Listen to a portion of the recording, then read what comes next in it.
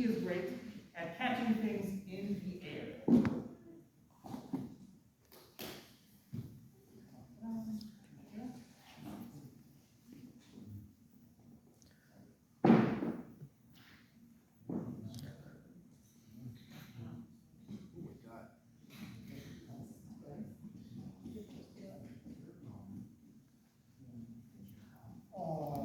Oh. What's that falcon's name? This is Mallard, and he is an American kestrel. He's a boy bird? Yes.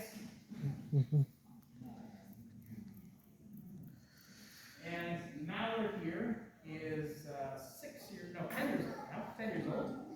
So this is as big as he's going to get. And the lifespan for kestrels is usually around 15 years in the wild, a little bit longer in human care. But kestrels are the smallest type of falcon in the country. So they have to eat things that are easier for them to catch. So they love to catch small birds as well as insects. Dragonflies being a particular favorite of theirs. Yeah. Is Mallard a falcon? Yes. So kestrels are a type of falcon.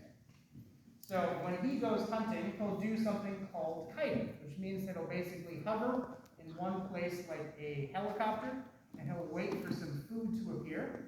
And when he sees it, he dives down, catches it in the air with his long toes, and then take it somewhere nice and high to be able to eat. So when he dives, he can actually go up to 50 miles per hour. That's because the shape of their body and their wings makes it easier for them to move really quickly through the air. The red-tailed hawk, who you saw, has short, broad wings, so they're great at soaring and taking a few flaps. These guys are great at being really fast and agile, so they can move through tight areas like a forest or a really tight thicket of trees, and be able to chase down and catch their food. And they have some special adaptations for that, such as the feathers, which I mentioned, their long toes so they can grab the bird. They even have a jagged edge on the side of their beak so that they can kill their prey instantly before they carry it somewhere. And they have those black stripes under their eyes too.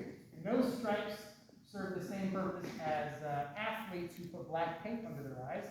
It helps to reduce glare, because it absorbs the sun so it doesn't bounce off their cheek and go into the rock. Because when you're diving at 50 miles per hour, you want to see where you're going at all times.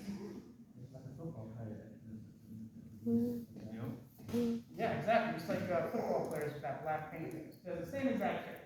And it looks kind of cool. That's why you also notice that some other fast animals, like cheetahs, for example, also have those black stripes. Now, if you wanted to see a kestrel, it might be a little bit harder. You want to go to a big, open, grassy area, and they love to make their nests in dead trees. They'll find a hole in the tree and go in there to create their nest, which is why we want to leave dead trees up, because they provide house or a home for a lot of different animals.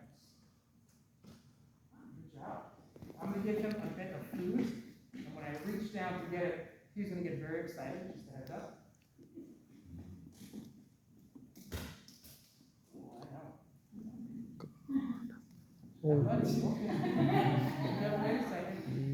Mommy. Whoa, holy God. Very crazy bird. Falcon. He loves food. What is this? Oh, your feathers. Oh, right. So the reason Mallard here is with us. Cute falcon. He actually injures one of his wings, so it's really hard for him to fly well enough to catch his own food. Cute falcon. He was hit by something when he was an adult, because we found him by the road. And that's actually a huge issue for raptors that come to the hospital. When people are walking by the road or driving, and they have some food, and they leave it in the road, that's going to attract animals looking for a free meal or a snack, which is going to increase the chance of them getting hit by a car. So that's why we like to remind folks to properly secure your food and trash, because it makes a huge difference on the health of the animals that we share our environment with. So since he can't fly well enough to catch his own food, he's now with us at the ranch. All right. Any questions that I can answer? Yeah. Where exactly is this bird indigenous? is it? Where is this bird native? What part of the map? Oh yeah.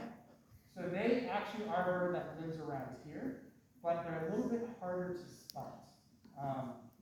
And that's partially because they have very specific places they like to live. And out of all the birds you're going to see today, this is the only one that migrates. Because when animals migrate, they're following their food. So he migrates to be able to follow the insects and the small birds as well. But if you're in a big grassy area, look for some dead trees on the side. You might be able to spot one of them. If you also see a bird that bobs its head like this, and bobs its tail too, it's going to be a kestrel because they're one of the few that does that. And if I'm being honest, we're not exactly sure why. But if you watch carefully, you may see him bob his head or his tail. Any other questions? Yeah? Yeah, how long do they hover for? They can hover for a while depending on if they're fully grown, how much energy they have, the speed of the wind as well. They will tire after a while, but they are being good at conserving energy by staying as light as possible. He actually weighs about the same as a stick of butter, and being able to soar using their wings as well. And since they have to constantly be flapping them, they try not to do it for too long a period of time. Yeah? What food they're eating? Hmm? What food they're eating? What are they eating? So right now I'm giving him some bits of mouse, but sometimes I'll give him some rats or some quails as well. Out in the wild, they do eat other small birds and insects. Any other questions? All right. Say a quick thank you to Mallard and come back. Oh yeah. Will larger birds of prey go after other predators? Yeah, so larger raptors will go after birds of this size, which is why it's helpful to be small and very quick. Easier for them to get somewhere where they can hide. You may see him starting to puff up his feathers a little bit. Awesome. That is a comfortable behavior. So when these birds are really sleek and they're looking for somewhere to go, that means they're nervous, they're looking to get high. But if you see them doing something like stretching or puffing up like a cotton ball, that means they're nice and comfortable. Okay, see you later, Mallard.